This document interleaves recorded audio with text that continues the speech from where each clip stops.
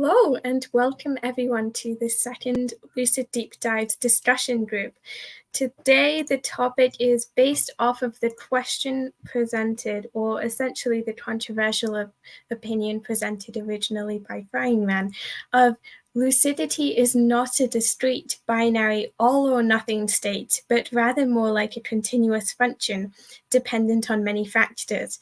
So many of us found this quite fascinating, a topic that can bring up so much discussion. So that is the topic for today. Simplified to, is lucidity a binary state or a continuous function? So to kick the discussion off, I will go to Skyfall. What are your initial thoughts on this? Lucidity is defined in, typically as knowing that you are dreaming while you're dreaming. Of course, there are, definitional misconceptions such as control being part of it or things along that line. But then actually determining what defines lucid awareness. Is lucidity a binary or is lucidity a spectrum? My answer is it's both. I use the analogy of a dimmer switch. If you've ever had a light switch that's sort of like a dimmer light switch, it adjusts in there's a spectrum of light that it can cast on a room. It can be bright, it can be dim, but there is a point when the light is on and there is a point when the light is off. The actual question of, is this dream lucid, is a yes or no question. You either got lucid in the dream or you did not. That is a binary state in that part. You either got lucid, yes, I got lucid, or you did not get lucid, no, I didn't get lucid. But there is ultimately a spectrum in that. So there are things like full non-lucidity, where you have no awareness at all. Then, a little bit of pre-lucidity, where maybe you're asking the question, or you're curious, or you're starting to notice things out of place, but you're not quite making that connection yet.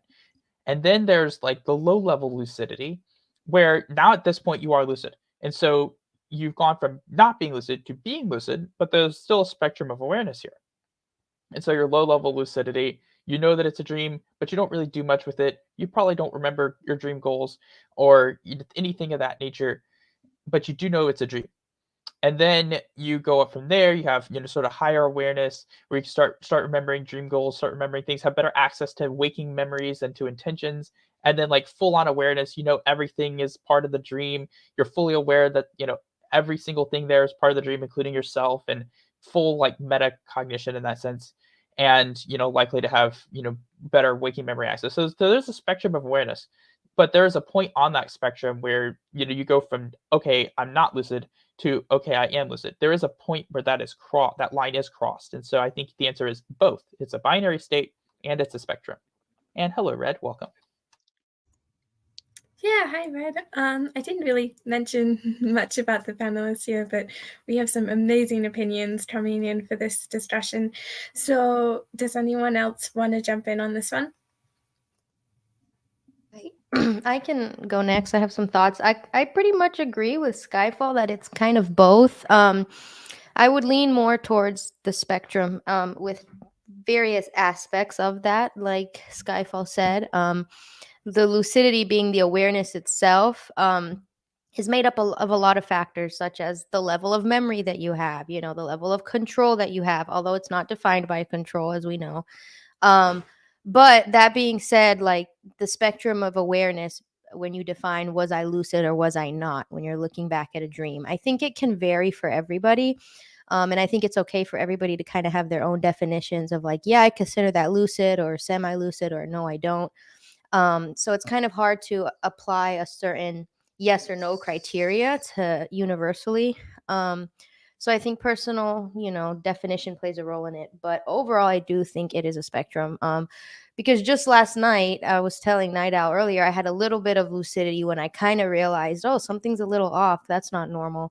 But then I went right back into the dream and just said, oh, okay, well, whatever, So it didn't go past that. But then there are times where that leads me to full lucidity with full dream control and full memory of my waking life experiences and everything.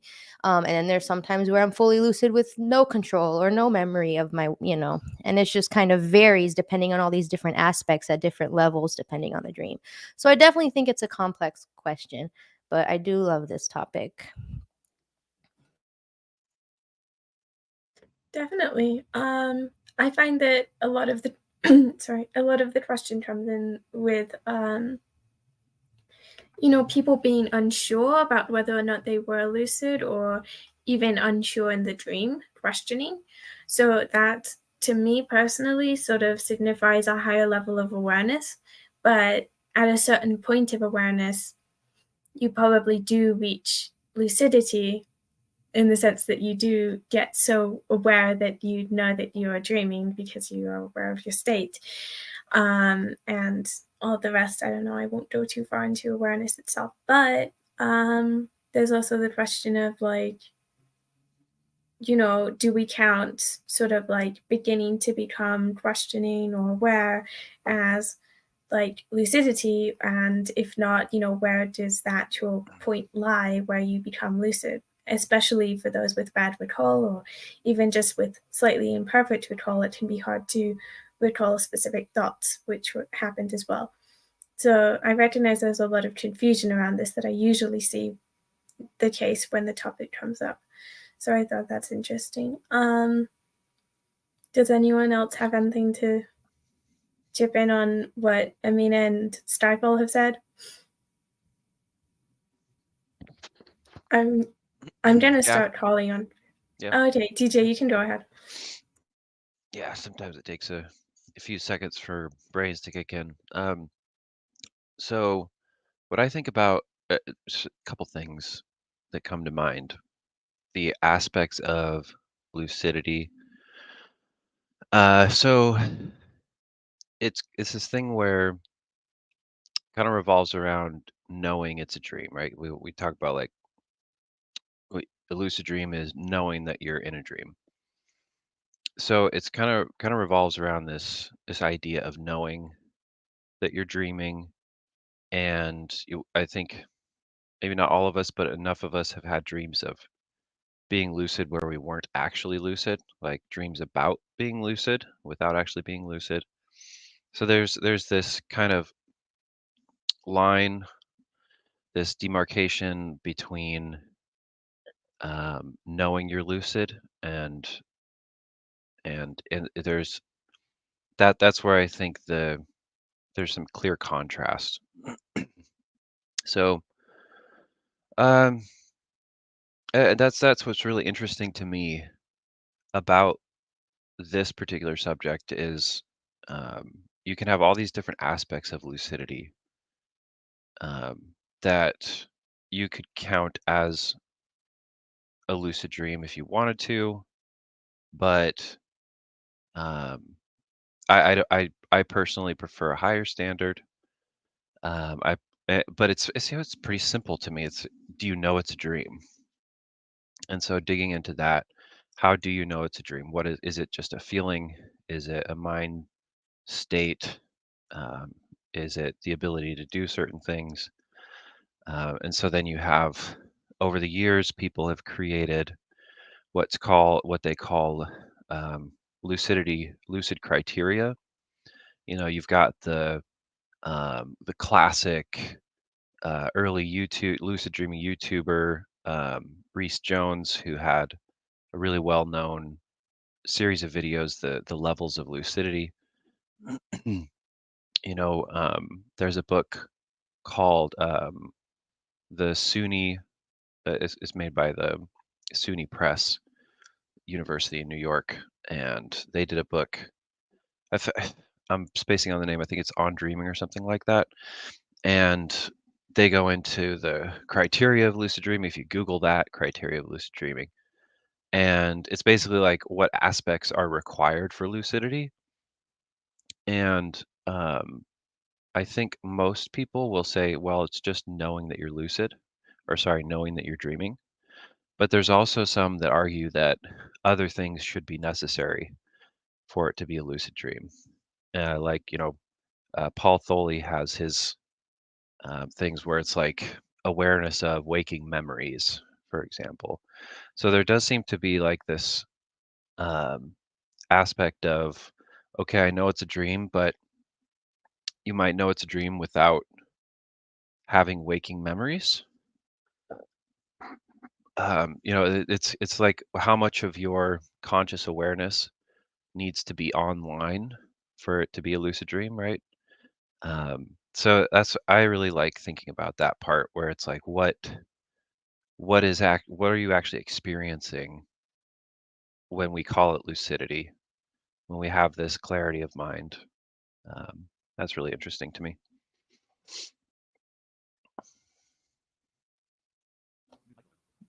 Hmm. And that's a question I think people have been tussling with for decades and are probably going to keep tussling with for decades. Uh, Honestly, it gets to a point unless you clearly determine scientifically unless you can clearly isolate a brain state that separates lucidity from non-lucidity and do so like in a easy to verify way. Right now, like fMRI stuff, that's very expensive, very hard to do, and it's really hard to get people to sleep in there. The question's almost left to the realm of philosophy in a sense of, okay, well, what does it mean? How do you know if you know something or not? That is a metaphysics question. That is pure on kind of it's a epistemology, maybe even like that. Hmm. That's Yeah. metaphysics. You're getting into how do you know that you know something if you claim to know something, and that is a philosophical question at that point. But yeah, I think lucidity, there is a discrete point where yes, you are lucid or no, you're not lucid. But lucidity can be like, you know, can vary. You can have very low level lucidity, like Amina just talked about, like last night, having just, oh, you realized you were dreaming just briefly, but you didn't really do much with it. So very low level lucidity, you crossed the threshold, but you didn't really do much with it. Kind of like a suborbital flight. You're getting up there, but you're like not really going anywhere, but you got there just barely, but you're not really going anywhere. Versus like the higher level lucidity and that full awareness, there's a pretty big contrast between a low level lucid dream and like a full on like a high level lucid dream. I would just say, of course, control. I don't include that in any type of spectrum of lucid awareness. I wouldn't include control anywhere in that because control is ultimately a separate skill. And so being good at control doesn't necessarily mean you're more or less lucid. You can be poorly lucid and really good at control, or you can have, this really high quality, vivid, highly aware lucid dream and suck at control. Control and lucidity are different skills with almost like a different approach to them. One's about being aware of your environment, and the other is about changing how you perceive things and having sort of the self control. And they are different.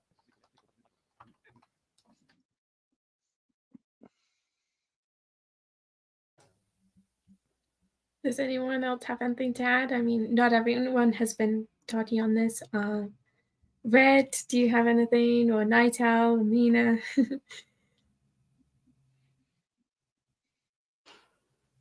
I mean, I pretty much agree. I think, that question of like, do you know it was a dream or not?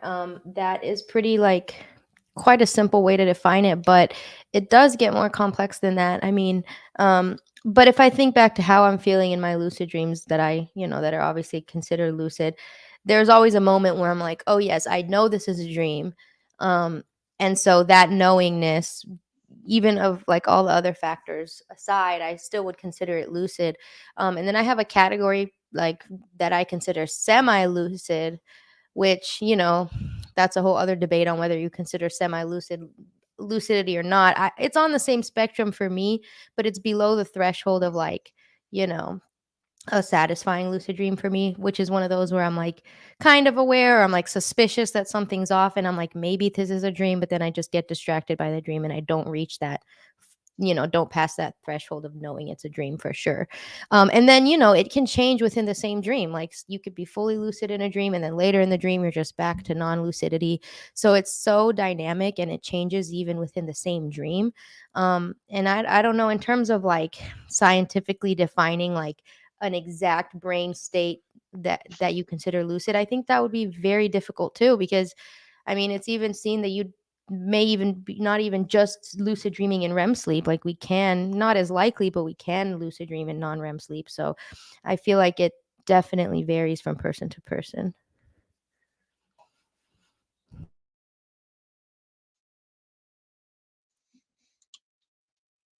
Yeah, sweet, definitely. Does anyone else have thoughts to add? Had a quick thing if Red doesn't want to go.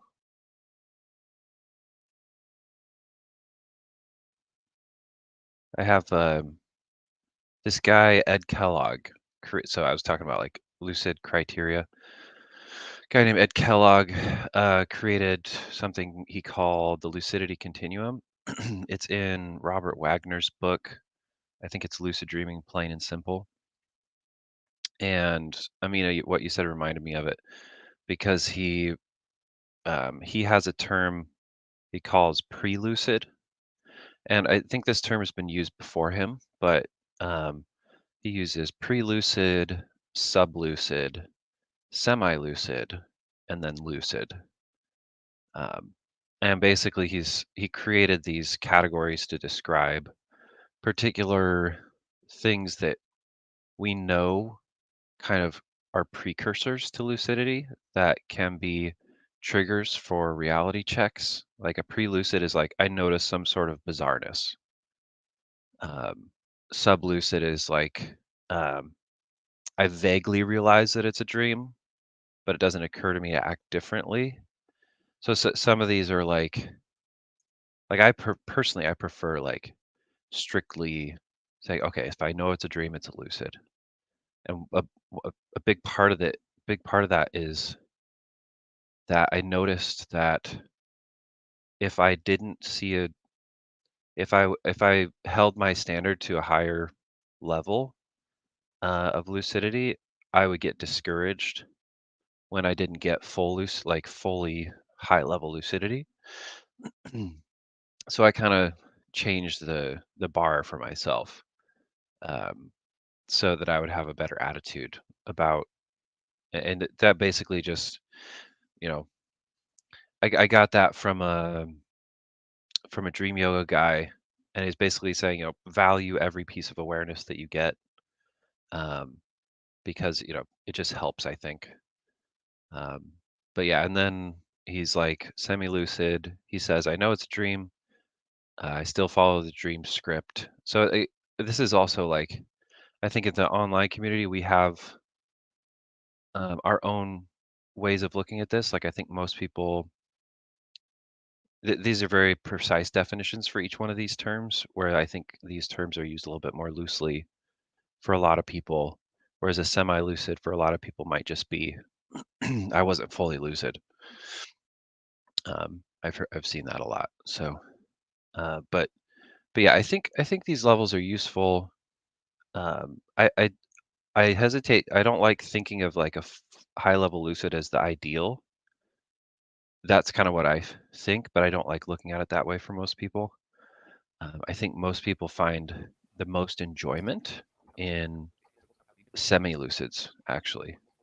Well, at least according to this criteria, where the person is lucid, but they're following a script, or that as people in some discords say, they're railed, right? They're on rails, and that seems to be the most enjoyable for people, where they are lucid, but they have minimal control, and they're following along a storyline.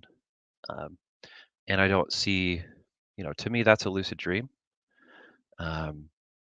But yeah, so that also gets into some kind of gray area, because it's totally possible to develop a schema where your awareness is high enough to believe that you're lucid.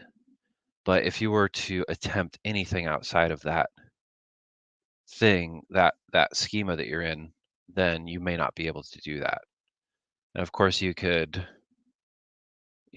if that was your kind of habit, you could of course break out of that intentionally, but it's really hard to tell if your schema is set, like you're a fish in water, right? And then also, like, everybody's self-reporting, so you just take it on faith that this person was lucid when they say they're lucid. Anyway, I'm rambling a little bit. I just wanted to mention that the lucidity continuum, I think it's helpful to know that you can identify these kind of precursors to lucidity, and they are valuable. They're not a failure. They're actually a success.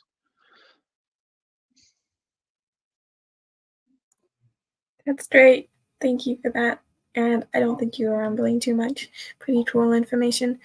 Red, you can go on ahead.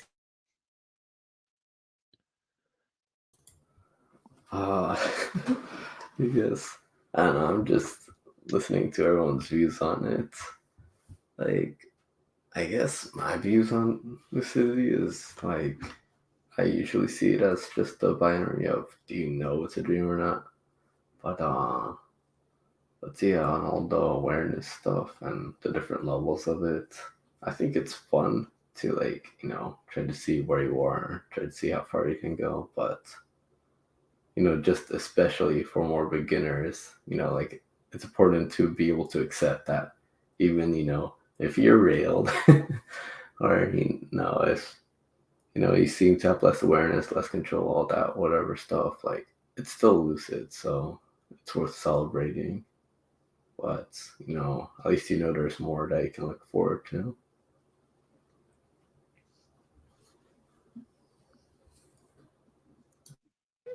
Yeah, that's cool. Yeah, nice thought there. Nightel, you can go ahead. Okay, I would just like to first say that I guess I've been missing out on this lingo. Railed is my new favorite word, and I would also agree that it quite possibly might be my favorite type of lucid. Um, I've heard Amina sort of reference this before as well, with like being a conscious observer in the dream, and I think there's some real work to be done there from a dream analysis perspective. But yeah, all great thoughts. I think we all pretty much agree that it is a scale. Although it sounds like Red thinks it is binary as well. But it made me think about the original question about like what is binary. And I'm no mathematician, but from my very limited understanding, binary code can represent complex bits of information based on the context. So whereas like Skyfall said earlier, the dimmer switch might be like the perfect analogy, or something like the difference between sunrise and sunset, like a more natural metaphor. um, you can tell the difference between the sun being up and the sun being down, and depending on the weather, kind of like a metaphor for consciousness. Sometimes our mind is clear and bright, right? Lucidity not necessarily being exclusive to dreams. Um, we can also feel cloudy or distracted, stressed. You know, that's sort of like my opinion of lucidity, and how your daytime awareness sort of is reflected in your sleep also.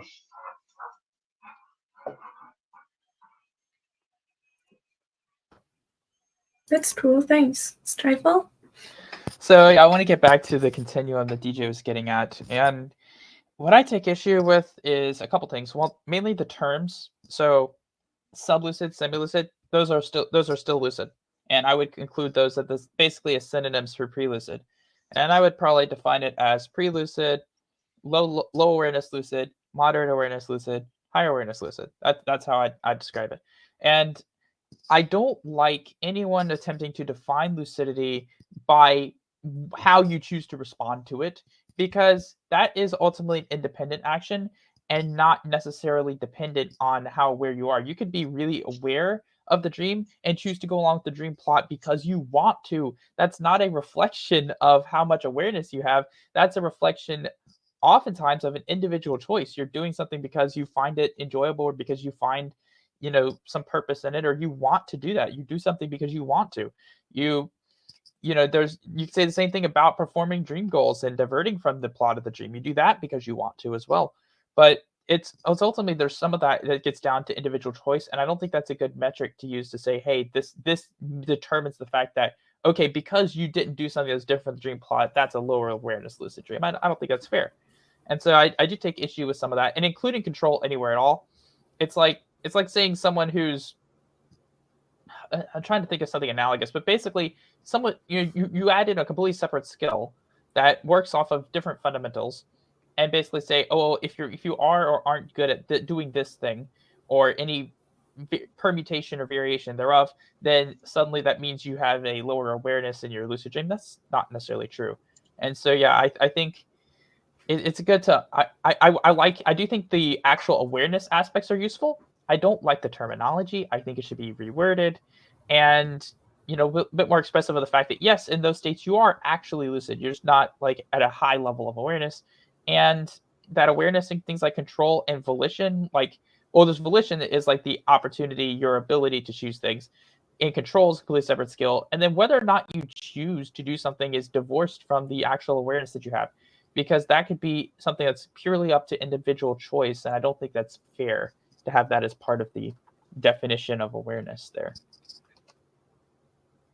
Well, something I think is worth pointing out is that like the thing behind Rails is that it's not only that you're following the story, like that's not the main thing. It's just that you don't have the awareness to do what you actually would want to do, so that anyone, even if they have goals, would end up following the plot because they're pretty much like a dream character. They don't really think that much, even if they know it's a dream.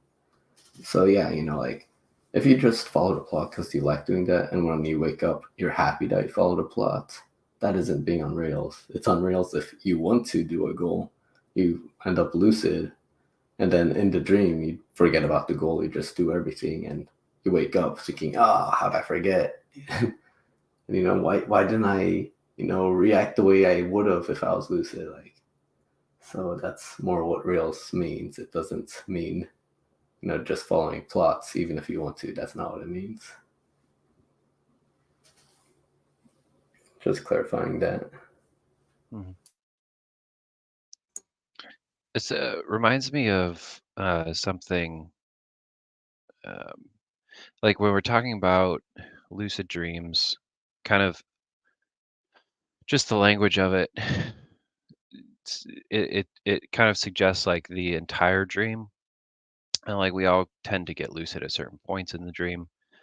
And when I think about like pre-lucid or semi-lucid dreams, I think about like I'll have these little sparks, kind of thing, or flashes. You could think of them that way, where I'll know it's a dream, and this will happen often, where I'll know it's a dream, and then I'll just decide to let the dream keep going.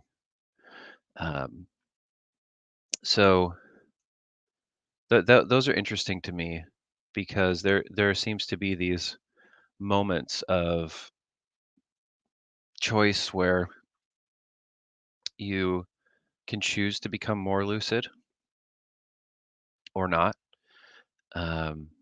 And yeah, I mean, there does seem to be for most people, I think, especially newer people, the goal is typically control, in that their purpose for getting lucid is to do a particular thing. And so that it's like I'm getting lucid to make this happen, which is like, and that's probably why lucid dreaming is so associated with control, because it's like, well, you can do anything in your dreams. But there there is that interesting thing where lucidity can come and go in a single dream. Yeah, it's just wanted to bring that up as well, where you'll have different levels of lucidity just in a single dream. And there are a number of criteria out there. Like Ed Kellogg's is one, Paul Tholi's is one. You can go look at that book I mentioned for others. Rhys Jones has one. There's several different types, whatever formulations that people have put together, based on how. My guess is it's based on how they're experiencing it, right? And they're based on their goals, who they are, what they think is necessary. Paul Tholi, for example, is much more, in my opinion, more strict. So his is like, it's got to include awareness of the dream state, the capacity to make decisions within the dream, awareness of memory, like recalling waking life, awareness of the self-reflection within the dream, awareness of the dream environment, awareness of the meaning of the dream, awareness of concentration and focus, the ability to maintain lucidity. So I think for most of us, we would say, well, the first one, awareness of the dream, that's lucidity, and all the rest of it is like icing on the cake. Whereas maybe some others would prefer to look at a more they want all those different aspects together happening at once. But sometimes maybe you need to choose to exercise those those aspects. And another aspect of this is it's recalling where you were at that moment in the dream, your mindset at that moment. Are all the choices in front of you? Are you really thinking about all these different things? Probably not. Um, you know, typically we make choices pretty automatically based on a whole number of factors. So I think very few lucid dreams that any of us have include all of the aspects of lucidity in any of these continuums or criteria.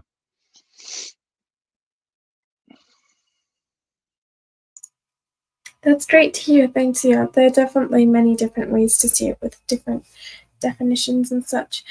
I think as well, you bring up memory just as one of the potential sort of criteria which to go into lucidity. I think that memory is a big debate on, how big it is, how big of a role it plays in lucidity.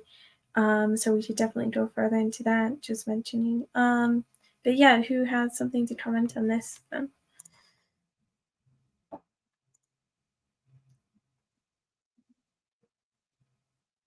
Amina, maybe? I don't know, you were mentioning earlier. Oh yeah, I didn't know if Night Owl was gonna go first, but yeah, I love what was just said because it really just kind of reiterating that the basic criteria of lucidity is the awareness of knowing it's a dream, and then all these other factors, which is why I use this sliding scale, what do you call those, the mixer boards, as the icon here, because there's a lot of other factors that go together to make it a stronger lucid dream.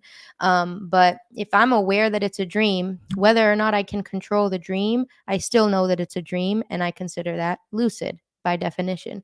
And then when I consider my dreams fully lucid with full dream control and full memory of dream control, it's stable, I'm in the dream, I have full memory of my waking life down to what time I went to bed and what I ate for dinner and what I'm going to do tomorrow, and then in that case all of these sliding scales would be at higher levels. And then there's other aspects to it as well.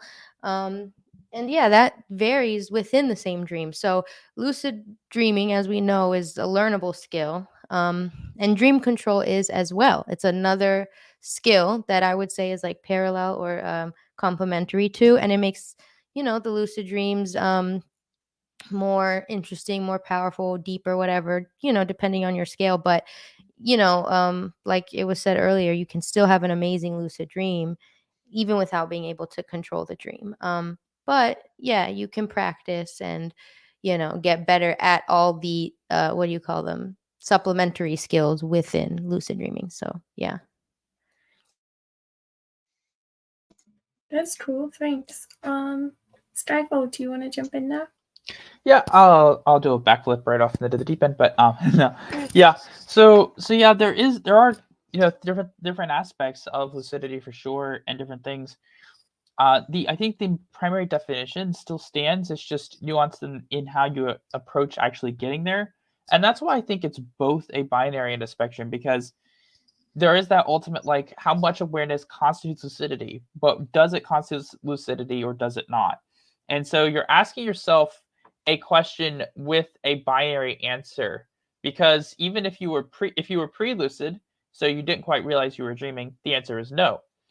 if you low awareness lucid and you did realize that you were dreaming, but just very briefly, and even if you didn't do too much with it, the answer would still be yes, that you became lucid.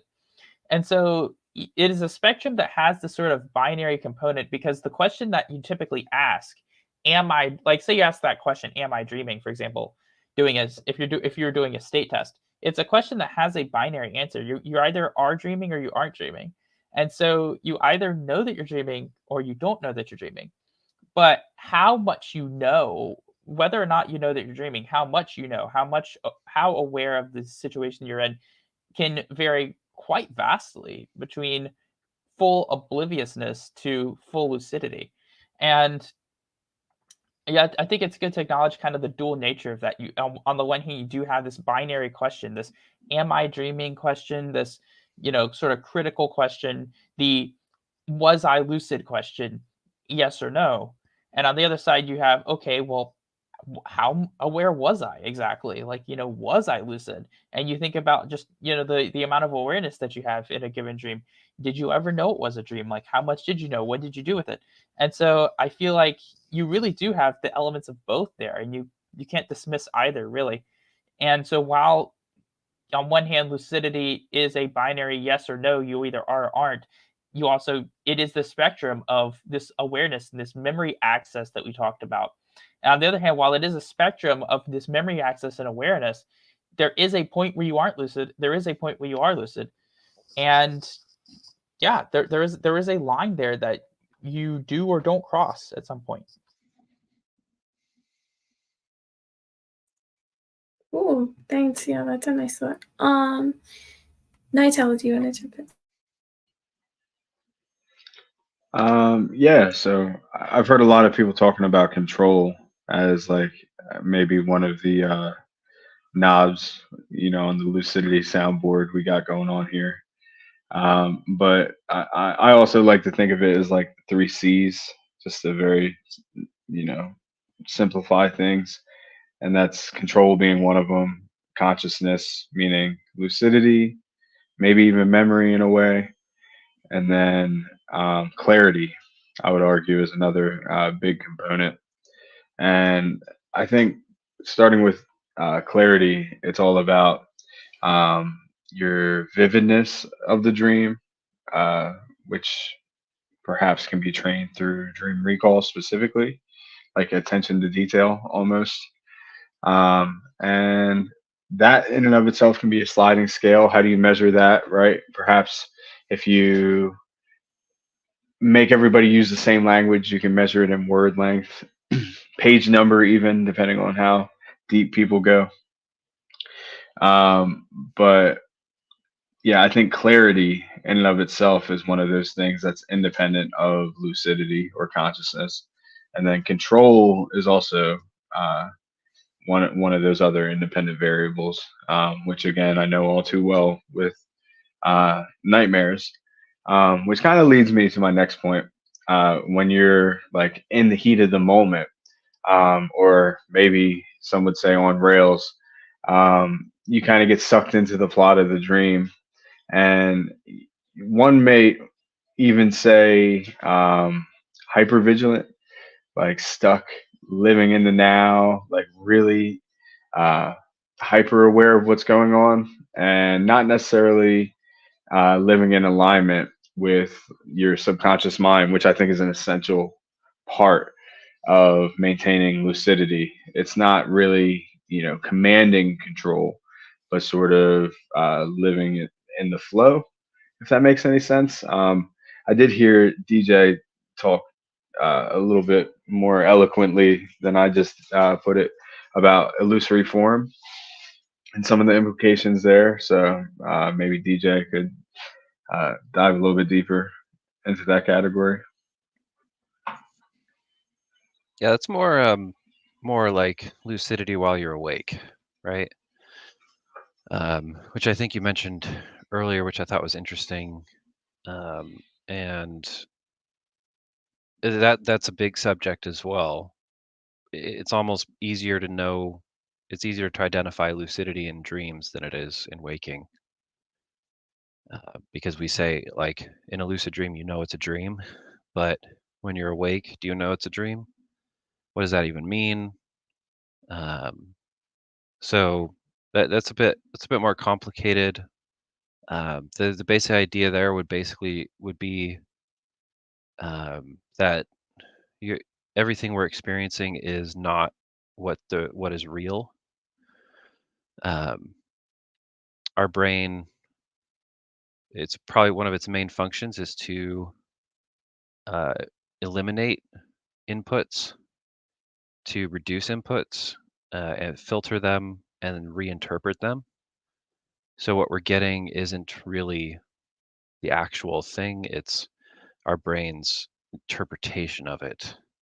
So in that respect, our waking experience is a projection of the real versus actually the real.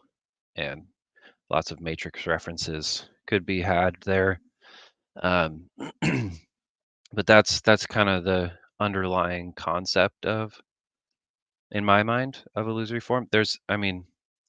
Technically it's part of a larger system in Tibetan Buddhism, which involves a lot of other words that would mean nothing to 90% of the audience. So that's a rabbit hole. But the idea is that we live our lives mostly automatically. We learned how to walk when we were little kids. We don't think about how to walk unless you have a disability. Usually you never think about it. Or if you're doing some kind of athletic activity, something like that. We learned it a long time ago, and then we just never think about it again. And that's kind of how we do the most of our life. We learn how to do something, and then it becomes automatic, more automated. And so the idea of the illusory form is to kind of deconstruct all of that automated process. And as you do that, you become more aware of underlying processes.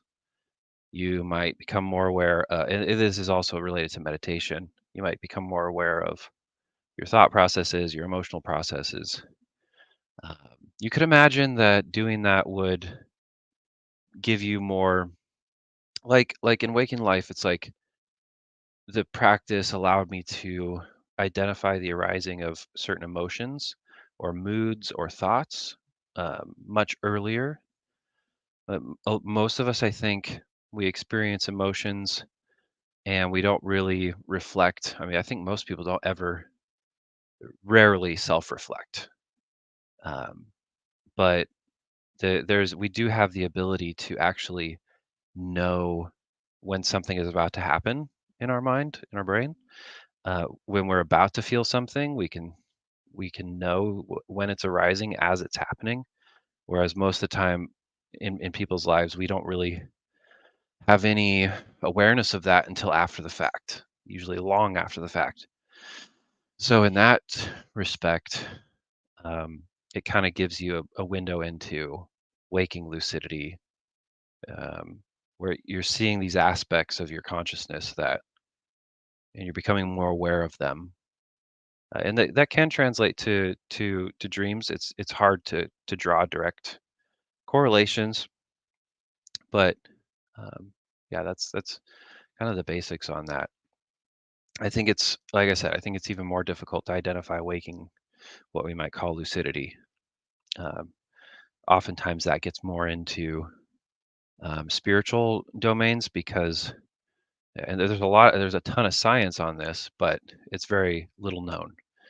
Not much of it is known. Long-term meditators have more gray matter. They spend more time in gamma brain waves, which is like the higher frequency. So there's a lot of science that's been done, but again, it's all correlations, right? There's no, oh, this is it. You can say, oh yeah, this part of the brain is lighting up. Like I've been researching as we're talking the different brain regions that are shown, because Skyfall mentioned fMRI, so I was curious.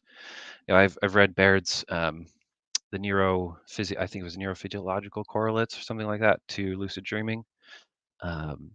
And he's done some great studies, and it's like, okay, these parts of the brain light up. Don't really know what that means. Seems important. Prefrontal cortex, the language centers, the emotional centers, the visual centers, all these things are lighting up and much more active. But then they go in and shock those particular, give it a little electric nudge, and nothing happens. Right? It doesn't cause lucidity. So very, very tricky to pin down where it's coming from, what's actually happening.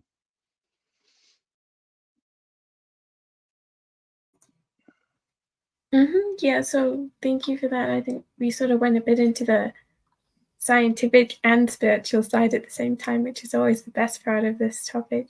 Stryfolo, do you want to go ahead? Yeah, this talking about like TCS, the transcranial stimulation, which is they have attempted to use, not really seen much results with. And yeah, Benjamin Baird and Dr. LaBerge actually were doing a study, or not what I said we're doing. They did a study several years ago. In fact, they presented it at the 2022 ISD conference, and that was the one that sort of disproved the one from I think 2013 or something that it's claimed that lucid dreaming happened in sort of a 30 like a gamma hertz range of EEG frequencies, and they were failing to sort of account for the eye movement artifacts for REMs. And when you accounted for the artifacts that were generated from eye movements, that wasn't really seen. And so that, I think the conclusions that we're really getting to is we don't really know what causes it yet. We don't know exactly, what or how to, how it's caused in the brain right now. So they're still at that point. It's still unknown, where that's gone. It's kind of cool. They're still looking for the answer, but they haven't found it yet. And it'll be very interesting if and when they do actually find what that answer is.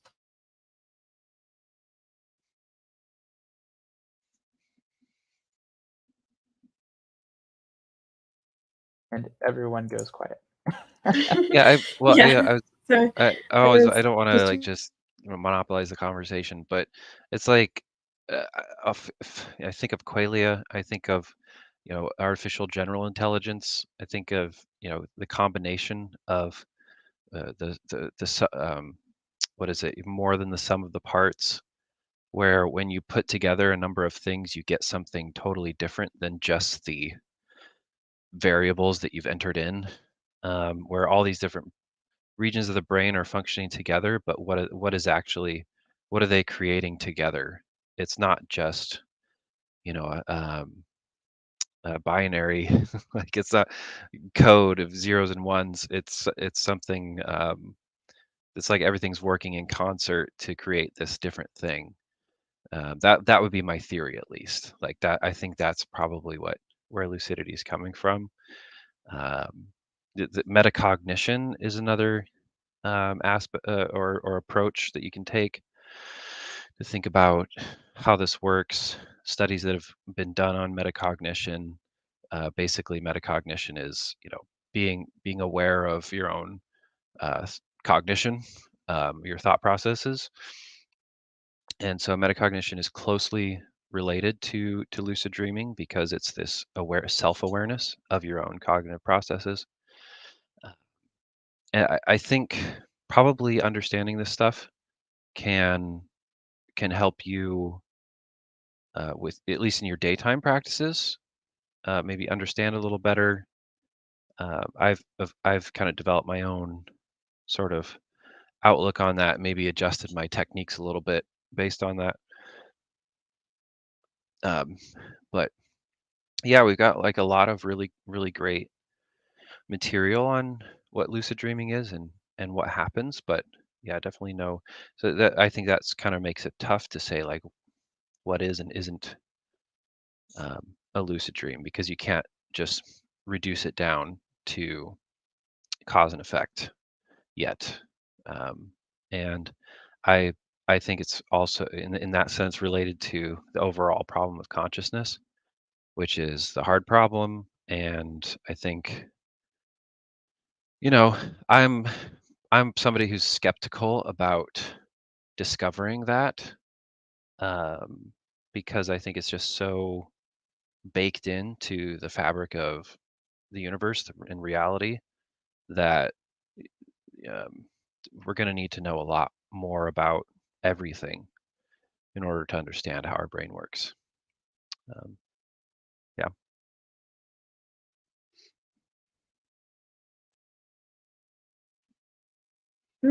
Yeah, cool. Does anyone have any thoughts on this one? You can wade in to play on Strifle's jerk of diving in. I'm just gonna say, okay, I'm gonna call on people if no one's gonna say anything. Okay, who has spoken the least? Red, do you have any thoughts to add to this? I'm putting you on the spot here. I'm not even sure if you're back yet. Alternatively, It's the classroom teacher now. We can she's also the teacher. answer some questions from the chat too. Yeah. Yes, if no one has anything to add to this topic. I was trying to get the topic to go, but yeah. I was gonna say is there a difference? It's 2:51, so yeah, it might be good if we're to move into Q&A. I think if there are people watching who want to get in. Yeah, sure. We can try and make the session an hour. It's kind of funny to me because like we have more people in this session than we had in the last one, and yet it feels like people are talking less in this session than the last one, which might say something. Because I probably will be changing the format a little in the future. But yeah, we can take questions. I mean, you had one on the screen, but then yeah. So from is it literally from Instagram or from someone called Insta? It's from Instagram. Okay, cool. From Instagram, is there a difference between awareness and lucidity? Yes, the Lucid Journal commented. What do you guys think? Does anyone want to kick this off, or should I just jump? Because awareness can be awareness of anything, and lucidity is specifically awareness of the fact that you are dreaming. Lucidity is a certain type of awareness. It's an awareness of a thing. You can be aware in your dreams, for example, of the experiences that you're having, but not aware of the fact that you're dreaming. You're aware of something, but you're not lucid. So it's not just awareness, it's the awareness of the thing, and the thing being the dream, awareness of the fact that you are dreaming. And so it's like squares and rectangles. All squares are rectangles. Lucidity is awareness of the fact that you're dreaming, but not all awareness is lucidity. Exactly. Well said. And that's why I like the term lucid awareness, because it really puts both words together. But awareness, really, mindful awareness is kind of like the basis of a lucid dream. But yeah, like Skyfall said, you can have awareness in your waking life. You can be aware of anything. But having that mindful awareness and that dialogue with yourself of like, am I dreaming right now or not? Which I do in waking life. And I have, I do state tests often. But that does carry over into my dream space for me. And it's funny because in the private chat, Skyfall and I were talking about a state test a second ago. And I wanted to point out too that, so the other day I had a dream where I became lucid simply off of the fact that I did a state test. Like I was completely convinced everything was normal waking life. And then I noticed something was weird. So that was the first trigger, was that pre-lucid of noticing, hey, my closet looks different. And I was like, well, I guess I should just do a state test, which is normally what I do in waking life when I'm like, oh, that's weird. Reality check. And so it was only then when I did the state test that I realized, oh, wow, it reacted in a dream way. So I'm dreaming. But for a second, I was like so convinced that I had to like double check. I was like, am I really dreaming? Like, that's so weird. I was so convinced. But then I had that confidence of like, yes, I'm lucid. And then the lucid dream progressed from there. When I don't have that confidence and I kind of doubt myself, then it's harder for me to establish the lucid awareness, which doesn't happen as often, but I know a lot of people have that problem. So that's kind of a tangent of the question, but I feel like Skyfall answered it pretty well. I mean, you guys have heard of reality checks and state tests. Have you heard about the state taste? What is that?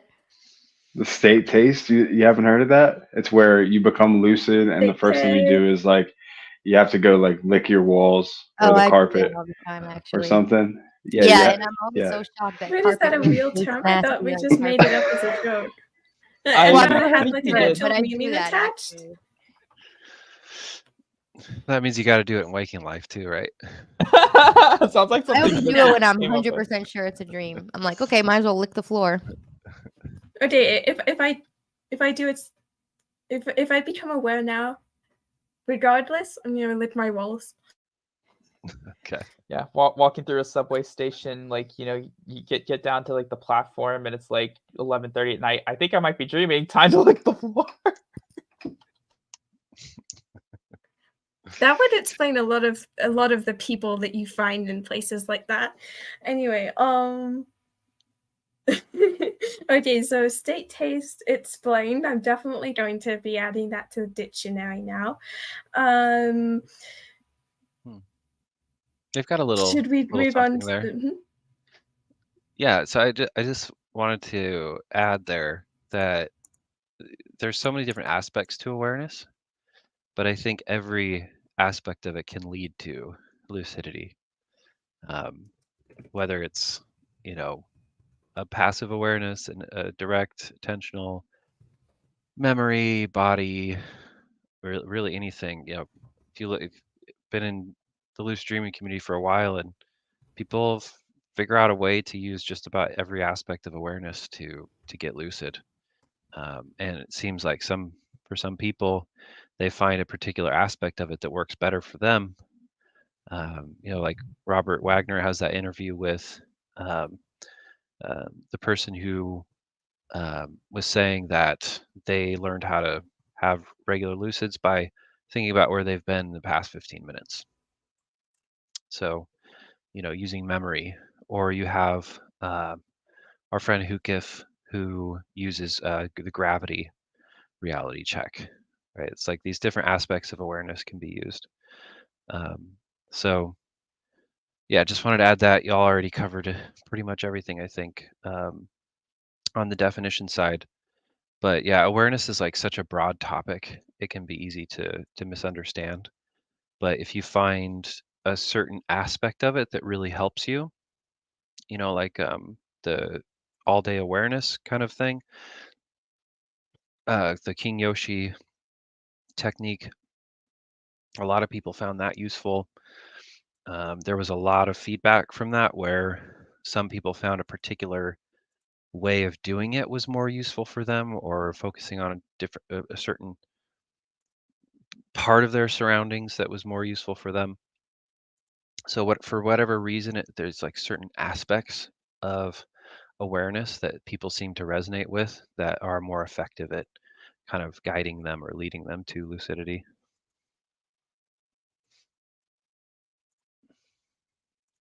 Yeah, nice thought.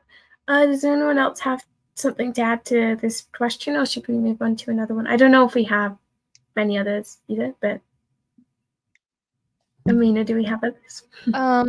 I pretty much answered the question. There were some other questions as we were talking, but we kind of already answered them, like defining dream control and that kind of stuff. Everything else was just comments. Yeah, cool. Okay, well, it's almost the top of the hour. We could wrap up if we feel as though there isn't. I have a question. Sure. I'm wondering if people associate when they get lucid with a feeling. Yes. So it would be really cool to dive into that a little bit, because we talk about knowing, but I think for me at least, getting lucid is completely intertwined with a feeling. Sometimes, and I describe it a whole bunch of different ways because there isn't really any words that can apply. You know, it's the light bulb that comes on. I think to break it down the most, I think it's like a contrast, like going from a warm room into to cold outside, or you know, eating something tangy or spicy. You know, it's like a strong contrast between one thing and another. yeah, curious what others. I'd describe it as like, for those like moderate to high level lucids, I describe it as a feeling of there-ness, of sort of being in that situation, knowing what it is, and re-examining it in a new light. In that kind of a sense is probably how I describe it. Yeah, I love that you brought that up because it is kind of like for me a combination of like a feeling and a knowing. And it's like I think the more lucid dreams you have, the more you begin to recognize what it feels like to be lucid, and and like what the dream state essentially feels like. And so because of that, I mean, I've been lucid dreaming for a long time, so like I've been able to recognize it, and sometimes I'll just automatically be lucid right away just because I'm like, oh, I know it's a dream. Looking around at the environment and stuff.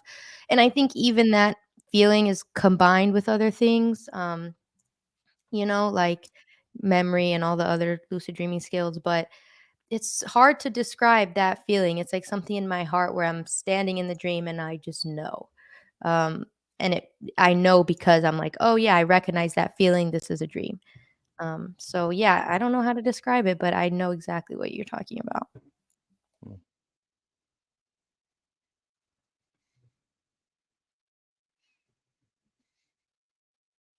kind of leads me to another thought where we talk a lot about the difference between waking and dreaming in order to trigger a lucid.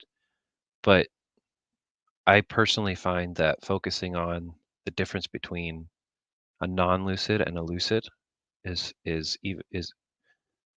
really helpful as well. I mean, for me, I think it's more helpful. Where it's like when you become familiar enough with the difference between dreams and waking, then there's another aspect there of experiencing a non-lucid versus a lucid dream, and all of the whole spectrum between those two. I think that can be helpful. Yeah, I think the difference between a non-lucid dream and a lucid dream for me is far greater than the difference between right now waking reality and a lucid dream. Those are more similar, in my opinion, to me, based on the feeling that I'm in. A non-lucid dream is like just very different. But I don't know if this is kind of what you're talking to, but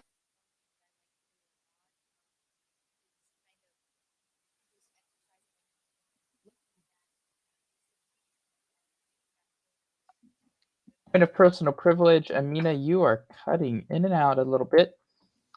We just lost contact with you Yes. completely. Okay, wondering if that was me. No, that was Amina. Same. I also was First, your microphone kind of cut in and out a bit, and then we lost you completely.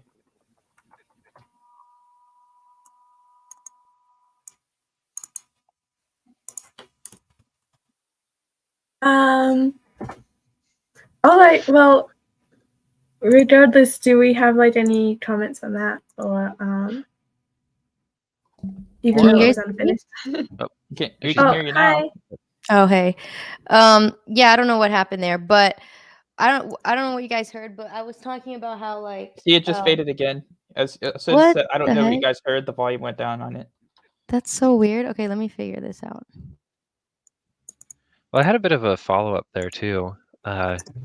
If anybody's felt their like that feeling of lucidity or that experience of lucidity in waking life, and kind of what context that was in. But I have a theory that everybody has experienced that in some kind of peak state, flow state. Just curious if anybody has thoughts on that. I definitely have. Hopefully my microphone works. I don't know what's going Yep. on. Let me know if it cuts out again and I'll try to reset it. But yeah, I definitely have. And like I'll even do it intentionally too. Like when I do my state tests or reality checks, I'll have that moment of like mindful lucidity. And I'll really test things out and sometimes even like pretend like I'm lucid kind of just to kind of prepare for that feeling of like what I would do right now if I was in a lucid dream. And then I just also have just those beautiful, very mindful moments where everything feels dreamlike. And that's why I was saying earlier that like my waking life mindfulness feels closer to a lucid dream than a lucid dream feels close to a non-lucid dream, if that makes sense. Like the non-lucid dream is more different than the waking and the lucid dream state. And what I was trying to say earlier before my mic cut off was that sometimes I'll do this exercise where I'll look back at my dream journal of my non-lucids, and I'll try to like rewrite the dream kind of like from that point of awareness where I should have become lucid, like maybe a dream sign that I missed or something that should have definitely tipped me off, but didn't. And then if I had become lucid in that moment, what would I have done? And that exercise has helped me a lot. And I do it in waking life too. Like if I was lucid right now, what would I do? Would I continue here? Would I go fly away? Whatever, you know? So kind of that mindful planning kind of has helped me a lot.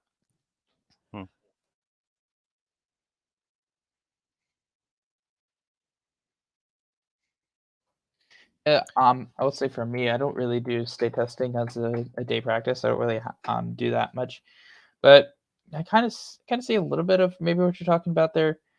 I don't really think I get that same necessarily quote unquote feeling while awake. For me, it's I don't I get an emotional response when I get lucid, usually elation of some sort or satisfaction. But I don't know if I would equate it necessarily with a feeling per se of more of a aha, yes, here it is kind of thing. I think I treat that just a little bit differently. But aside from that, I don't really have any other comments to add to that.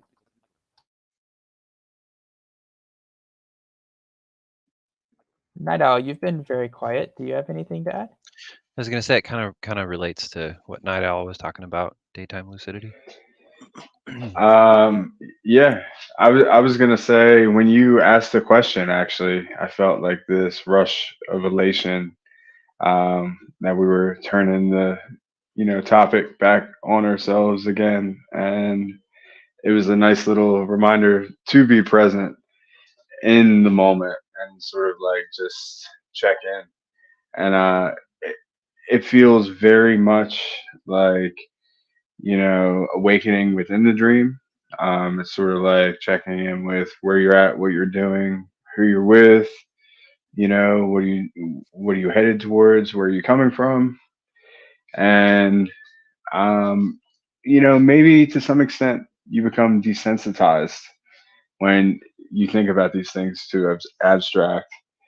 And um, I've heard you before reference DJ something along the lines of training your subconscious mind to sort of like come to that realization without forcing it as much. And I still think that's something I'm grappling with. Does that make sense? Yeah, I don't know if you all have heard of the term Jesus smuggling. It's from the internet sphere, but it's like when people talk, like Christians will try to evangelize through like sort of talking about the religion without saying the actual words. And that's basically what I was doing there, except with like dream yoga, Tibetan Buddhist stuff. And the thing is like, I don't think people really realize how rooted the Western lucid dreaming, um, just the progression of it. Like LaBerge was very inspired by a dream yoga lama. There's a lot of deep knowledge and wisdom that comes from that tradition. And so when I talk about programming the subconscious, the Buddhists will have their own terminology for it, but it's kind of, I think about the determinists, specifically like Daniel Dennett uses a study that showed that the brain, the decision mechanisms of the brain happen before we consciously perceive the choice happening. So we think we're making a free will choice, right? And there's our argument against free will.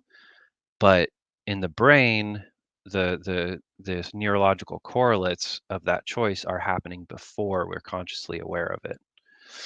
And so to me, you can argue against it just on that, but to me, it indicates that our unconscious or subconscious mind is really the one in control, and that we can condition it or change it consciously, but in the moment, it's the unconscious and subconscious that's really in control, and calling the shots, because there's so much happening. I don't think our conscious mind can handle it. I think our conscious mind is this little dude in like the top of the Enterprise. I'm a bit of a Star Trek fan, but it's like this little bubble on the top of this massive ship, and it controls it can control all these things, but the whole ship is this amalgamation of processes that are just happening. Which And everything. Enterprise, by the way? Yeah, that's the mark of a true Star Trek. Because I'm a real Star Trek fan. Yeah. My sister can like actually name the numbers and everything. I'm not NPC that. 1701 Yeah. -B. It's the cards. That's my favorite one, probably. Yeah, I'm not that. I'm watching TNG with my nephew, so thinking of that That's one. the Galaxy class. Yep, that's the D. Yeah, so you have like this massive ship and everybody's trained to do their job based on, whatever's happening, but then at the very top you have the executive function, right? But, in a situation where things are happening so fast, the whole system is going to respond automatically, no matter what the executive functioning person is, or aspect, or whatever you want to call it, is saying. So in that aspect, Night Owl, it's like there's particular aspects of awareness that you can train, and you can do that consciously, and then over time it just becomes automatic, right? And you can think of it as building a schema, you can think of it as building habits, whatever you want to call it. And over time, and specifically like dream yoga, the Tibetan yogas of dream and sleep, Tenzin Wangyal calls it effortful awareness, natural awareness, and ultimate awareness. And so effortful, you got to put a little effort, you got to set an alarm, all this stuff. Natural, it starts happening on its own a little bit, but you still got to push it. And then ultimate, it's all happening on its own. And we might call that omni, right? So yeah, it's good stuff. Cool. Appreciate that. Thank you so much for sharing.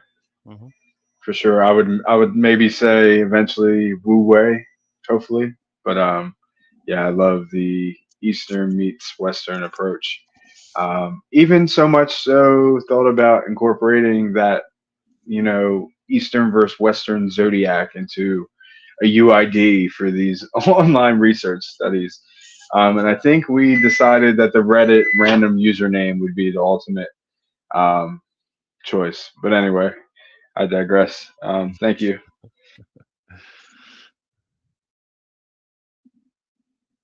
Yeah, I know a lot of people kind of dog on the ADA, all day awareness, but it's really the ground floor of that, training your subconscious or unconscious to be kind of automatically aware. So just plugging that. Yes, By I've the always way, personally said. Yeah. sorry. By the way, that technique was derived from a guide that Naya wrote. Naya is well known in the community, Mild Guide. Yes. And the particular aspect that King Yoshi got that from, Naya based it on, you guessed it, dream yoga. Seeing reality as an illusion. I think a lot of Westerners don't like that word because they think, oh, it means it's fake. No, it doesn't mean it's fake. It just means that what we're experiencing is not what actually is. So, yeah, I mean that just bring it back to the topic, that can be very helpful in knowing what lucidity actually is. Well, I guess my perception of the time isn't what it really is, because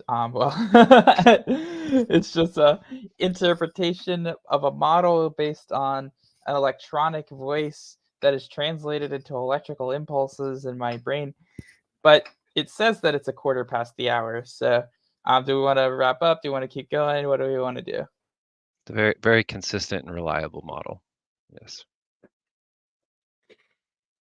Good question. It is indeed the quarter past the hour, and we have gone in so many directions with this topic. I mean, originally we said that we were just going to take some questions and then wrap up at the top of the hour.